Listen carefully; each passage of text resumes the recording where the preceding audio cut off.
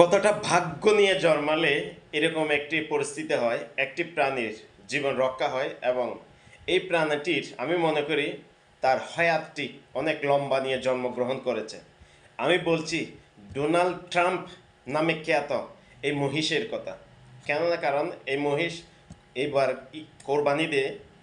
কোরবানি হচ্ছে না, সেটি চলে গেল জাতীয় চিড়িয়াখানায়, সংরক্ষণ করবে সরকার এবং এই মহিষটি দেখতে পাবে সাধারণ জনগণ।